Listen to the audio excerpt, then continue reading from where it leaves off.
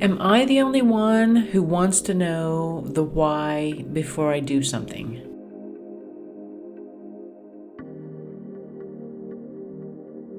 This is Tracy with Tracy Talks, a podcast about life, looking at life from a new perspective to gain wisdom and understanding in hopes to know yourself more. I'm the type of person that has expectations, and I've really been trying to eliminate my expectations, but it hasn't been going very well. And what I mean by expectations is I evaluate whether I want to do something based on what I think is going to happen. And if I feel like nothing is really going to come of it, then I don't always do it. I don't necessarily just do things to have fun or just to be doing them.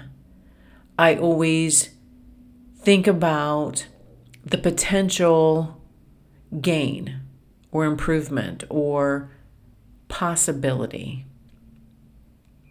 And I'm wondering if other people approach life in the same way. When I moved to this house 5 years ago, I had hopes of things that would come into reality. I had expectations of where things would grow and where I would see things differently, or I had hopes that things would happen. And those didn't. And while I know that in many ways this step was necessary, this step was needed, this step was important, the things that I had hoped would happen didn't. And how do each of you approach that? Do you have expectations that never come to pass? And what do you do with those?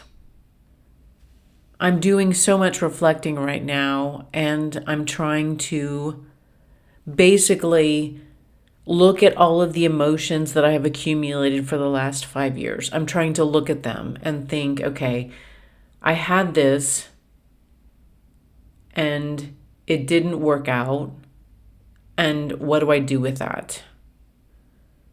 Do I dispose of that? Do I keep that hope for the future? Do I keep it as a hope? Do I keep it as a disappointment? And it's just interesting when I've essentially stored all of these emotions that have accumulated, much like the things in my house. And do I want to go through them and just throw them away? The expectations, the hopes, were they something that will never come to pass? Or is it just it's not the right time? And can I put that in a box and store it somewhere?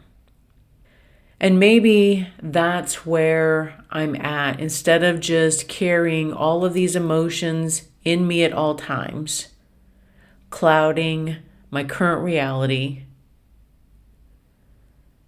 maybe I need to create a box and put them in and set them aside.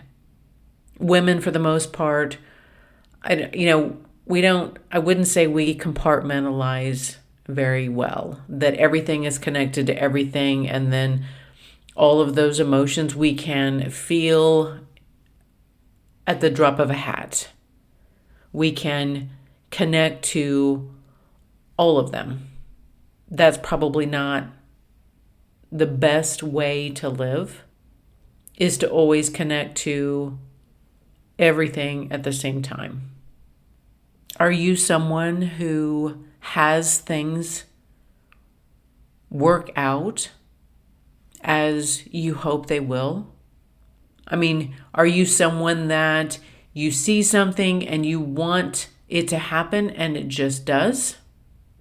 Or is it just that some of us are better at letting go of the disappointment and not seeing what doesn't happen, but always focuses on the positive and what did happen?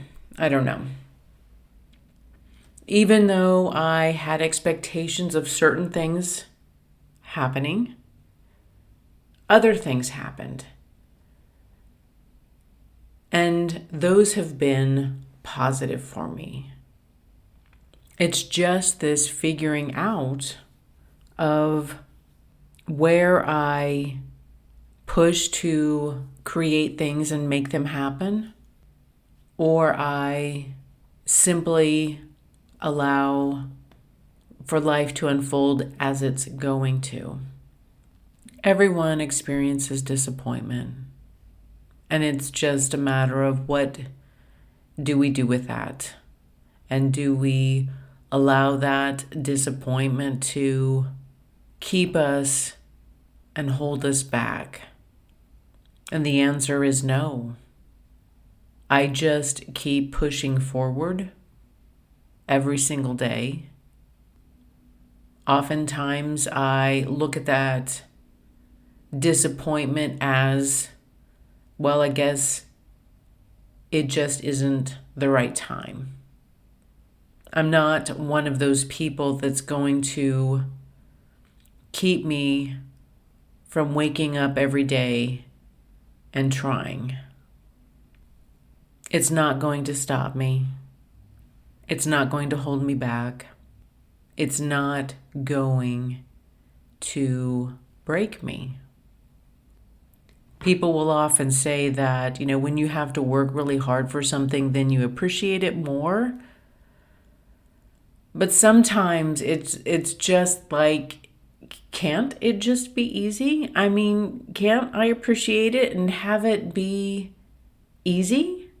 I mean, wouldn't that be okay? But that's not how life is always. What is always present are the emotions and the feelings, and how can I just allow those emotions, whatever they are, to just flow and be, and not analyze them and judge them or keep them or hide them or stuff them down. Moving is like the chapter coming to an end. But there's a new chapter. There's a new opportunity.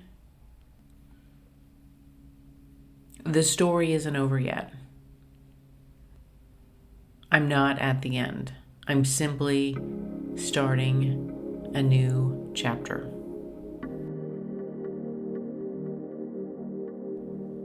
Thank you for listening to this podcast of Tracy Talks. Please like and share with others who would enjoy listening to this podcast. And until next time, we meet again.